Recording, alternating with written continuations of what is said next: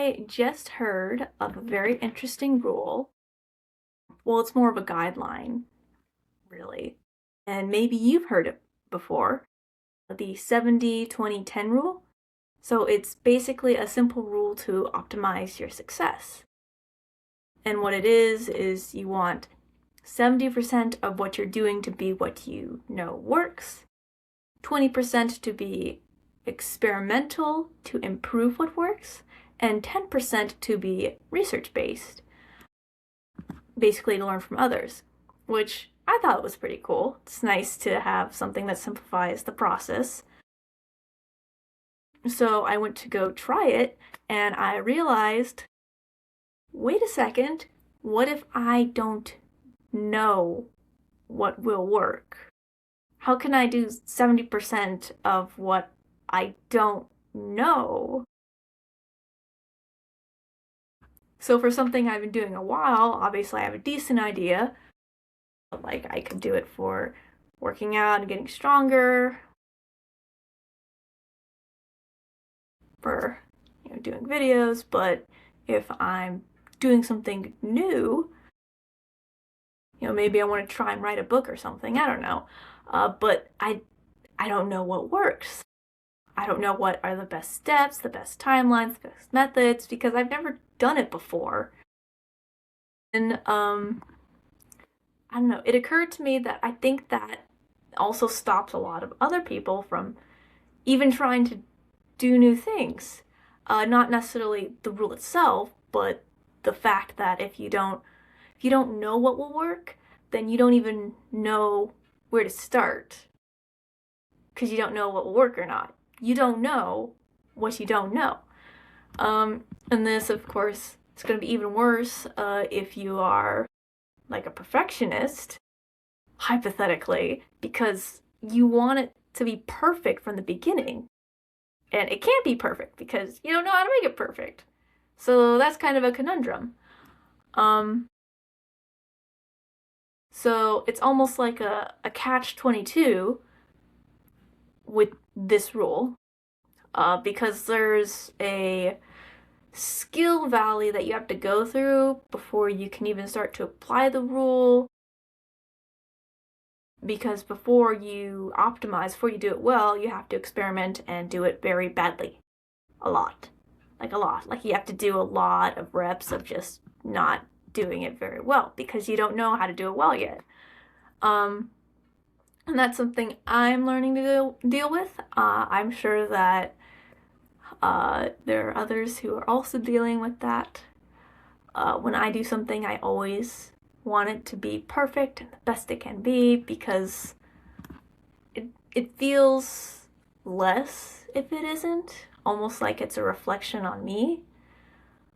Even though it's completely new, so of course I'm gonna suck at it because I'm new.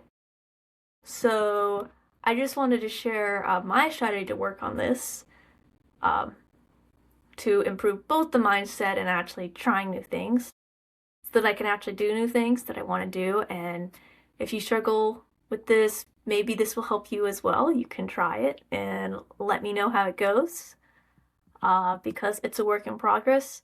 So far, it's been working pretty well for me, but there's always room for improvement. So 70-20-10. Instead of that, when I first start, I aim for about 50% hands-on experimental and 50% research. And I say hands-on because I have a bad tendency to get into the research pit where I only look things up and then I never do anything with them. So my rule is I have to 50%, so half of it is research, but the other half has to be doing something with that so that I can actually test the theory. And what I do is I give myself fail trials in the beginning, which is a set number of times that I can do something and I have permission to do it really, really badly. So basically, I'm not aiming for a good product, I'm just aiming for a finished product.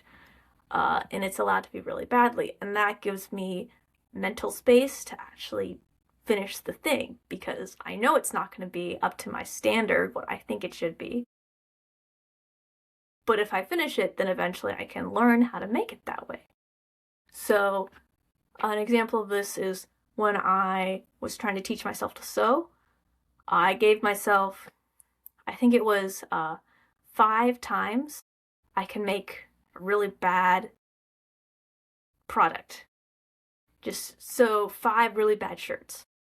Really simple shirts, very simple.